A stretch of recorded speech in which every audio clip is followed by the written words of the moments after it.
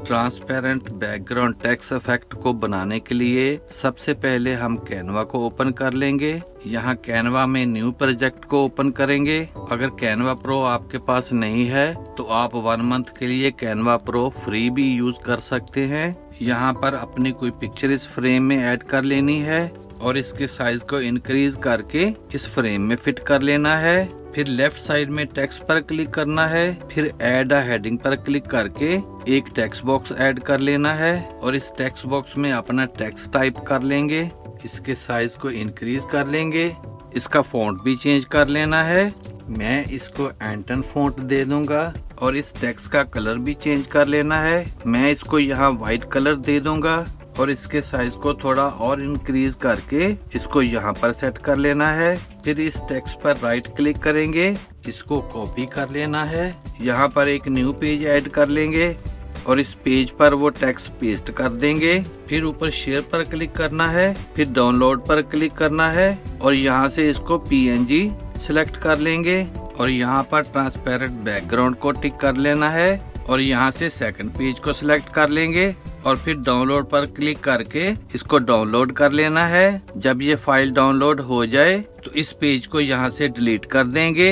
अब left side पर upload पर क्लिक करना है, फिर अपलोड फाइल पर क्लिक करके ये जो फाइल हमने डाउनलोड की हैं इनको अपलोड कर लेंगे।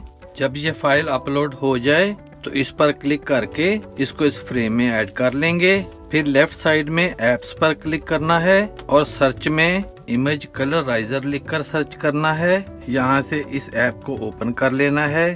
अब यहाँ पर इस पॉइंटर को अपने लेटर के ऊपर रखकर सीधा कर लेना है और यहाँ से इसका कलर भी चेंज कर लेंगे। मैं इसको इस साइड में येलोविश कलर दे दूंगा और दूसरी साइड में डार्क ऑरेंज कलर रख लूंगा और इसकी ट्रांसपेरेंसी को 100 कर लेना है। फिर यहाँ ऐड टू डिजाइन पर क्लिक करेंगे। जब ये डिजाइन फ्रेम में ऐड हो जाए तो फिर हमने इसको यहाँ से डिलीट कर देना है।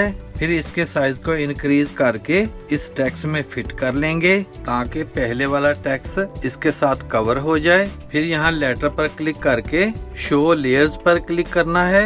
अब यहाँ पर नीचे वाले लेटर को ऊपर वाली जगह पर कर लेना है। फिर इस पिक्चर पर क्लिक करके इसकी एक डुप्लीकेट बना लेंगे।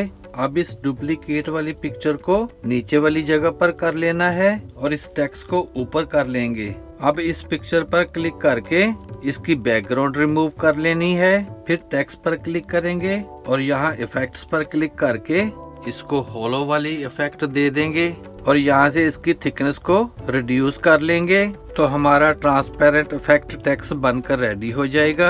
अब ऊपर शेयर पर क्लिक करेंगे, फिर डाउनलोड पर क्लिक करके इसको डाउनलोड कर लेंगे।